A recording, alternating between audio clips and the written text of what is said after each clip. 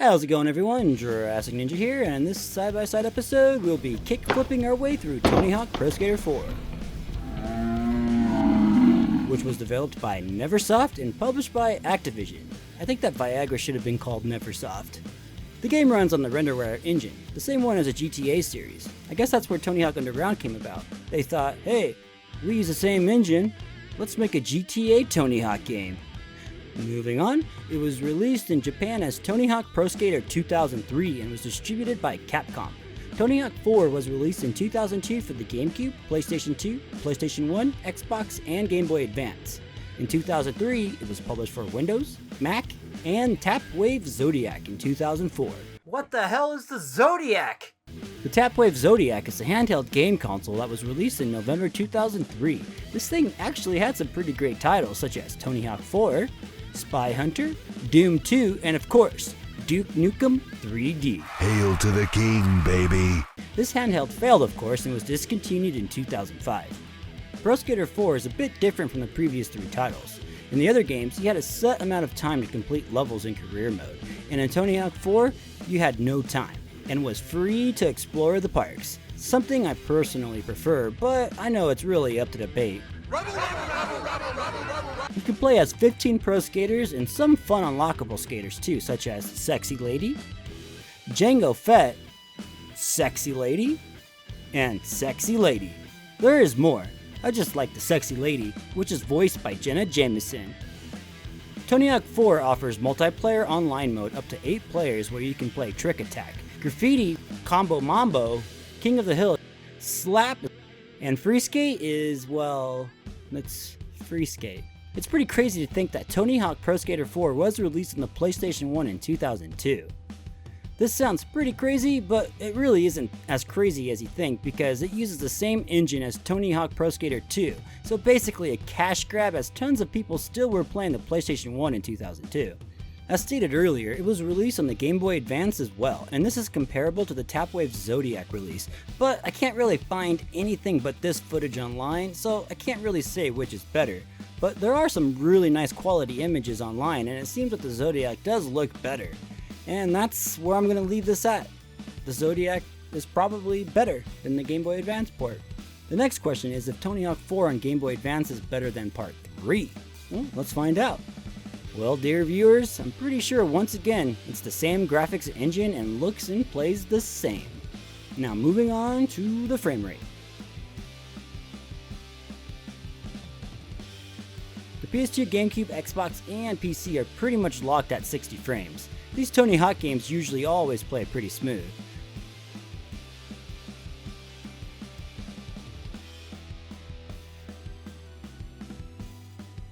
On the PS1, it's 30 frames, and playing on my POS MacBook, it's like 10 to 25 frames, and that's on the lowest settings. And as for Zodiac and GBA, I didn't capture any FPS for those, so sorry about that, viewers. I want to start the comparisons off with PS1 versus PS2, so you can see the Sony upgrade. As you can see, looking at the skaters, the PS2 is of course miles better. The PS1 uses a generic background while the PlayStation 2 uses a skate park. The loading screens are actually very similar, but that's where the similarities stop.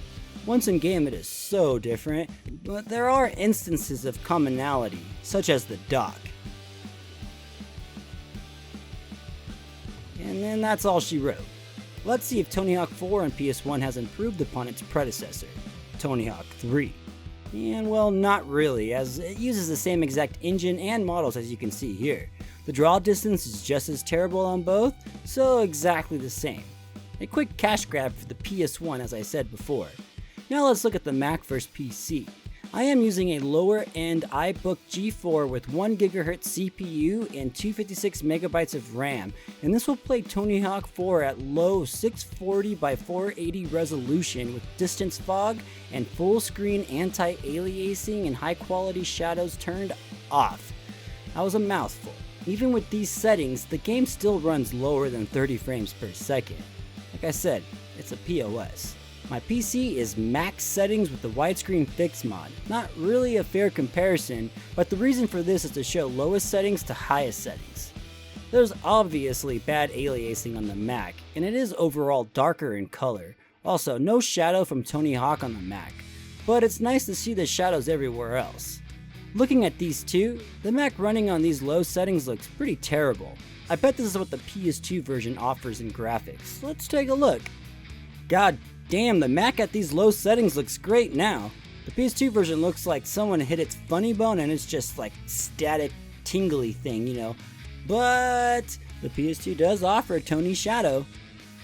On to the three mains, which of course is PS2, GameCube, and Xbox. So, boom baby! And this is when I realized I never captured the GameCube version yet. God damn it! Boom baby! A new day and captured GameCube gameplay. The PS2 version is 480i, GameCube 480p, and Xbox is 720p. Even with the PS2's 480i, it looks far better than the Cube's version. Over on the Xbox side, the colors are darker and the dude is at more of an angle because I accidentally rotated him. When in gameplay, you'll notice the GameCube is more blurry, but the PS2 is just so jaggy. Jaggy to the max!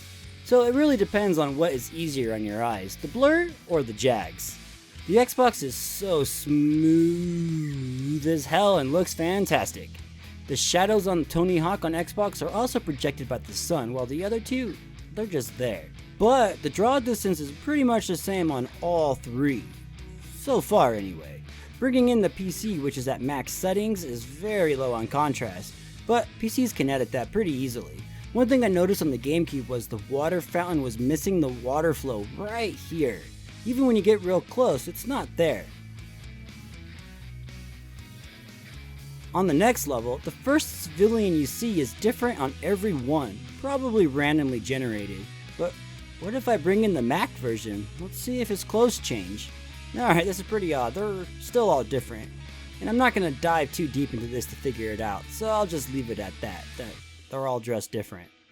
Something I found to be very interesting, the school bus on Xbox and GameCube can be seen right away, but on PC and PS2 they pop in at the exact same time.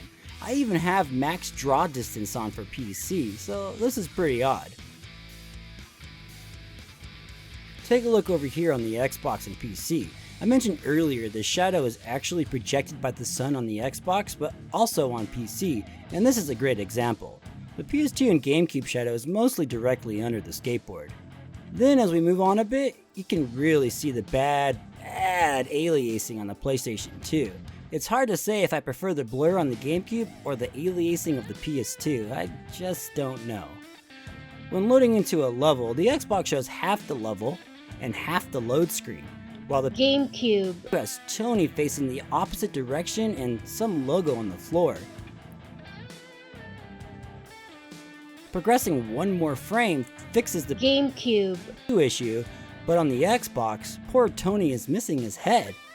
This isn't anything you would notice though. Mac and PC have part of his jeans pants popping over the shirt while the console ports do not. It's pretty interesting that the grass is so different. Mac is the greenest, almost too green, kinda like a golf course. The PlayStation 2 and GameCube just have some dead ass grass. And I think the Xbox's grass looks the best. At the end of the day, there isn't really anything different besides the graphics. The PC and Xbox are the best looking and control the best, as long as you use a controller on Windows that is. If you have a more powerful older Mac, then it will look just as good. So I guess play the Xbox version or PC or PS2, shit I don't care, play whatever you want, they're all pretty fun. If you enjoyed this video, please do leave a like, maybe leave a comment, share this video, and maybe possibly subscribe if you feel the need. Until next time, take it easy.